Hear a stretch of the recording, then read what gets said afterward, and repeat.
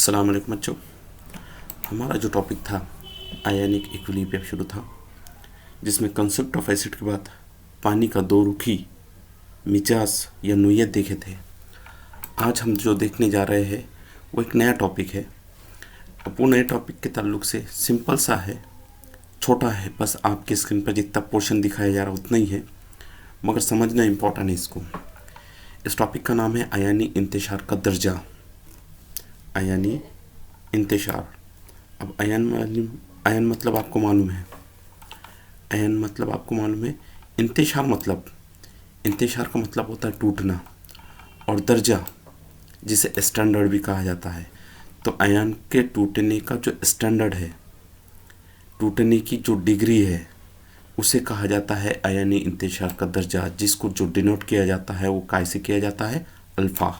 ये सिंबल बहुत important symbol है, आगे आपको बहुत काम में आने वाला है। इसलिए सिंबल का मतलब क्या होता है, ये सिंबल किस तरह जाहिर किया जाता है, सिंबल को किस तरह डिनोट किया जाता है, ये आपको ध्यान में रखना बहुत ज़रूरी है। ठीक है। इंग्लिश में इसको ही कहा जाता है डिग्री ऑफ डिसोसिएशन। डिग्री यानी दर्जा, ऑफ डिसोसिएशन यानी इंतशार का, काय का, आयन का। यानी यहाँ ion dissociation of ionic, degree of dissociation of ion भी कहा जाता है। Degree of dissociation of ions यानी आयंस के टूटने का दर्जा, या आयन के टूटने की हद भी बोल सकते हैं इसे। तो सिंपल सा है पोर्शन, जिसे आयनी इंतशार की शक्ल में टूटना या ब्लास्टिंग भी कहा जाता है। ठीक है। जब किसी बरगुजार, अब बरगुजार तो मालूम है जिसमें से बर की रव गुजरती है, उसे बरगुजार कहा जाता है। उम्मन नमक, तेज़ाब और असास बर के अच्छे मौसिल होते हैं। तो किसी भी बरगुजार में कुल सालमात की तादाद, ये ध्यान में रखना बहुत ज़रूरी है। कुल सालमात की तादाद, यहाँ पे जो कीमत ली हुई है वो कुल सालमात की कीमत ली हुई है, इसलिए ये कीमत को ध्यान में रखना। कुल सालमात की तादाद और तवाज़ुनी हालत में मुंतशिर शुदा सालमात की तादाद, यानी जिनका इंतशार हुआ उनकी तादाद। अब मिसाल के तौर पर आपने कोई नमक लिया 50 ग्राम, उसमें से 25 ग्राम इंतशार हुआ, तो आपकी कीमत क्या आएगी? यस, सही है, 25/50। तो उसी तरह का ये कैलकुलेशन है। तो आपको ध्यान में रखना है, क्या ध्यान में रखना है? कुल सालमात की तादाद। पहले तो ये ध्यान में रखना है कि कुल सालमात की तादाद कितनी है उसे नीचे लेना है, और कितने इंतशार हुए उसको ऊपर लेना है। मैथमेटिक्स में काम में आने वाला है। ये दोनों की तादाद बोले तो आपका आयनी इंतशार होता है।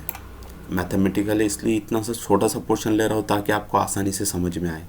वीडियो भी शॉर्ट इसी वास्ते बना रहा हूँ ताकि आपको ये कंसेप्ट बार बार देखने में आसानी हो, समझने में आसानी हो। ठीक है।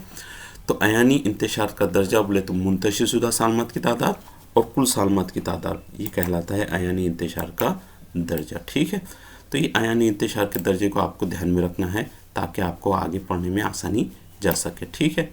उसके बाद अब ये आयनी इंतशार का दर्जा ज़ाब्ते के तौर पर इस तरह लिखा जाता है, अल्फ़ा इज इक्वल टू, यानी आयनी इंतशार का दर्जा अल्फ़ा इज इक्वल टू मुंतशिर शुदा सालमात की तादाद और कुल सालमात की तादाद। कुल सालमात की तादाद बोले तो ये, कुल सालमात की तादाद बोले तो ये, यानी अगर से आपने 100 लिए तो 100 यहाँ आएगा कुल सालमात, और उसमें से 25 इंतशार हुए तो 25 ऊपर आएगा। ठीक है। 100/25 ये जो हिसाब निकलेगा ये रहेगा आपकी आयनी इंतशार का दर्जा।